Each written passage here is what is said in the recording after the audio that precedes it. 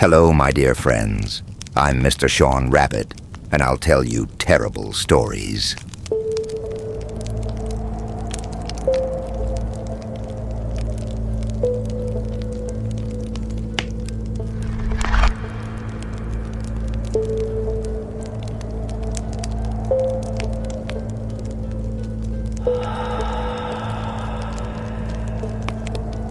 My childhood home was almost 100 years old, deep set in bushland, far back from the road.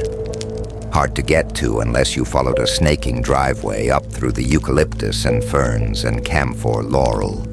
Stashed, almost secret, deep into the thickly forested hillside. When we moved there, I was 4. I remember a giant mango tree in our backyard, older than the house. Standing beside my mother in the outdoor laundry, I watched a little boy, all dressed in white, kicking through the fallen leaves at the base of the tree, searching for something. He never looked at me, or even looked up. Being a little girl, eager to be friends, I ran to my room to adorn myself and be pretty for him. I put on my colorful plastic bangles and rushed back out. But he was gone. I asked my mother, still washing clothes in plain sight of the tree, where the boy went. She looked at me strangely and asked what boy I was talking about. She hadn't seen him. It's worth mentioning that there was only one way into our property, as it was cased on 3 sides by thick bushland, acres deep. It's possible, but unlikely, the boy came through the woodland. Less likely still that he approached without us seeing. Impossible that he came by the road because he would have had to come through our garden in plain sight. My little brother's room was at the back of the house, by a winding path overlooking the hill and the forest. He was 2 when we moved there. By 4, telling me of footsteps up the path at night and whispering in his window. He was a quiet kid, not one for make-believe or attention-seeking. He told me he saw a lady running up the path sometimes, but she was there and then she wasn't, and he wasn't sure if she was real. By 6, I was absolutely convinced that our house was haunted, and considered myself rather an authority upon the matter. One night as we were being put to bed, and I was being tucked in, my little brother knocked on my door, white, eyes wide, shaking, terrified. He was always a quiet little guy. I believed him when he said he heard voices in his window. That night the voice had said his name. He was so frightened I told our parents he could sleep in my room with me, and he did. To this day, he backs the story of that night up. He's 29 now.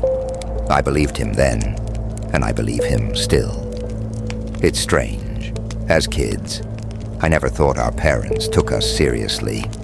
Only as a teenager, after they divorced and my dad sold the house, did I find out that only did they believe us. They were spooked by the house as much as we were.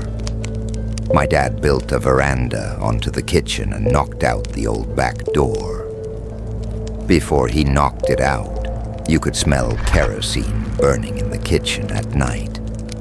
But only in one place. Liquid kerosene smells different to burning kerosene. And there wasn't even any kerosene in the house. After he knocked out the door, it never happened again. One night in the living room, we heard a gunshot outside the back door. I remember Mother and Father looking at each other, something passing between them. My dad loaded his gun and turned the lights out. They told me to stay inside and be quiet. Dad searched, but there was no one there. We had kelpies, and none of them had made a sound. Another strange thing was how when I walked the kelpies as a little girl, before school, there was a place on the hill, at the edge of the forest, where they would bark and refused to go any further. In my own childlike way, I understood someone lived there with us and they were lonely. I gave him a name and left him food and paintings I had done. I like to think I brought him comfort. Maybe I did. It was a strange house. Years later, when my family had split up, one night Dad lay in bed with my stepmother. She was on the edge of sleep when she saw a man standing in the doorway to the bedroom, in silhouette, aboriginal looking back at her. She quietly asked my father if he could see him too. Softly, in the dark, she heard my father reply, "Yes," in the doorway. Dad sold the house not long after that. He said it didn't feel right. Truth is stranger than fiction, and I ended up renting the same house a few years later from the man my father sold it to. I was searching, with my boyfriend at the time, for a house in the forest where I could have a garden and a cat. Everything was out of our price range, and I suggested we go for a drive through my childhood neighborhood.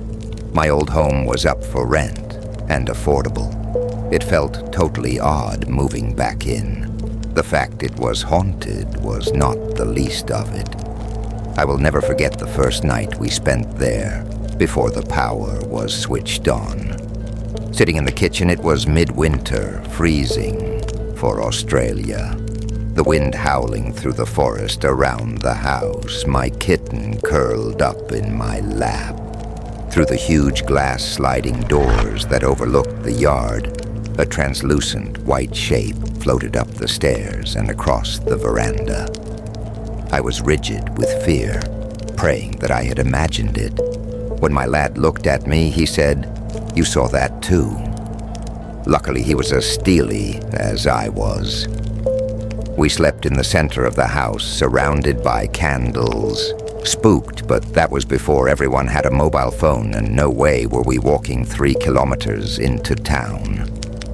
Oddly enough, when his 2 best mates moved in, the one who had my brother's old room said he heard footsteps on the path outside his window every night. I never had the heart to tell him about the night my little brother heard his name whispered through the window. As my little cat grew, he would hiss at things I could not see. My pet python would strike at things I couldn't see. Once I was looking after a bird for a friend and was holding it, for it was hand-reared. Without warning, the bird panicked. The cat was nowhere near, not even in the same room, and fluttering, shrieking, and flying at the windows. Eventually it found its way out and flew away. I had recurring dreams of a little girl with dark eyes and a sweet, sad face. Always in the forest, in the same place where my kelpies would bark as a child. She never gave me any insight into the house or herself.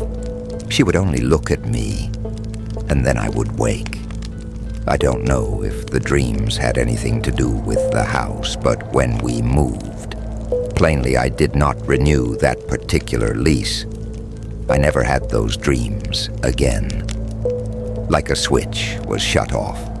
I did a cleansing and prayer to Goddess to bless the ground and dwelling before I left that house for the last time. It was a beautiful house to grow up in, but it had a history as viscous as tree sap. I never researched it. I don't want to. It's finished for me. But I hope that my prayers for the lost spirits were heard. May they be held in light.